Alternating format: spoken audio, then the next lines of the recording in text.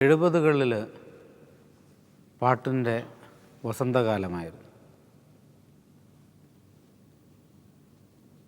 പാട്ട് കേൾക്കാൻ കൊട്ടകയെ മാത്രം ആശ്രയിക്കുന്ന കാലം. പത്മവ്യൂഹം എന്ന ചിത്രം 10 തവണ ഞാൻ കണ്ടത് പാട്ട് പഠിക്കാനായിരുന്നു. കുയിലിൻ്റെ മണിനാദം കേട്ടു, കാട്ടിൽ കുതിര കുളമ്പടി കേട്ടു,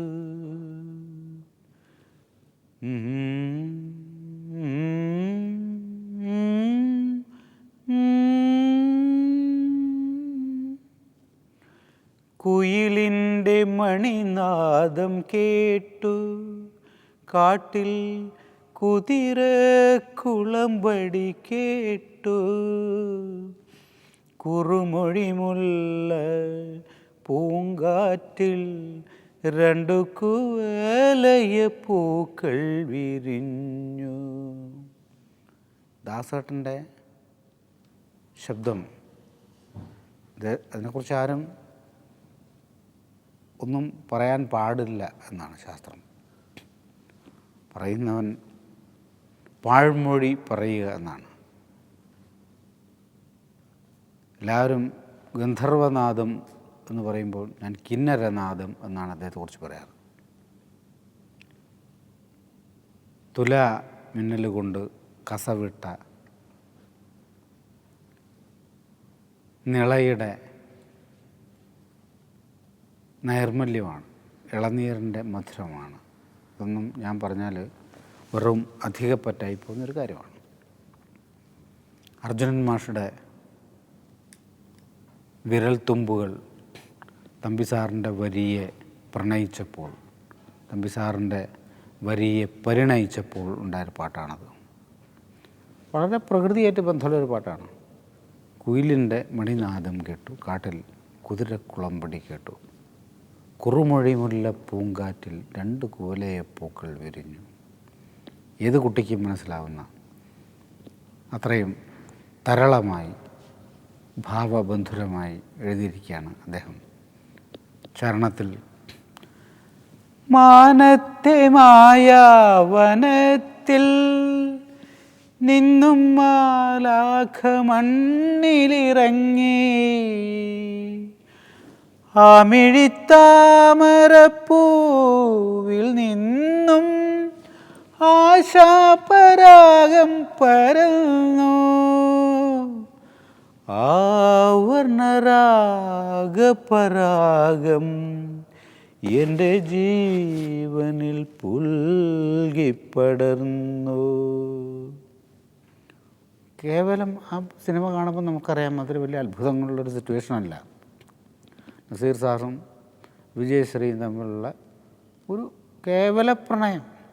പക്ഷെ അതിൽ ഒരു ആ പ്രണയത്തിൻ്റെ നാക്കിലെത്തുമ്പിൽ ഒരു പനിനീർപ്പൂ അടർത്തി വെച്ച് കൊടുക്കാൻ പറ്റുന്ന വൈദഗ്ധ്യമാണ് കവിക്ക് അവിടെ ഉണ്ടായത്. അതൊരു എന്താ പറയുക, ഒരു തൊപ്പിയിൽ നിന്നും, ഒന്നുമില്ലാത്തൊരു തൊപ്പിയിൽ നിന്നും ഒരു കുഞ്ഞിപ്രാവിനെടുത്ത് കുട്ടികൾക്ക് കൊടുക്കുന്ന ഒരു മാന്ത്രികൻ്റെ കൈ തഴക്കമാണ്, അല്ലെങ്കിൽ അതിൻ്റെ സൂത്രമാണ്. ആ സൂത്രമാണ് മലയാള സിനിമയ്ക്ക് വർഷങ്ങളായി, ഇനിയും വർഷങ്ങളോളം കൊണ്ടു നടക്കാനുള്ള പാട്ടുകൾ ഹൃദയ സരസിലെ, നമ്മുടെയൊക്കെ ഹൃദയത്തിൻ്റെ സരസിലെ പ്രണയപുഷ്പമായി തമ്പിസാർ വരച്ചു വെച്ചത്. പത്മവ്യൂഹത്തിൽ തന്നെ മറ്റൊരു പാട്ടുണ്ട്. പാലരുവിക്കരയിൽ പഞ്ചമി വിടരും പടവിൽ പറന്നു വരൂ വരൂ പനിനീരുതിരും രാവിൽ, കുരുവീണക്കുരുവി കുരുവീണക്കുരുവി.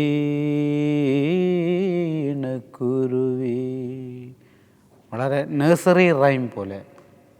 കഴിഞ്ഞ ദിവസം ഞാൻ എൻ്റെ മക്കൾക്ക് എൻ്റെ കുട്ടികൾക്ക് ഞാൻ ആ പാട്ട് പാടിക്കൊടുത്തു.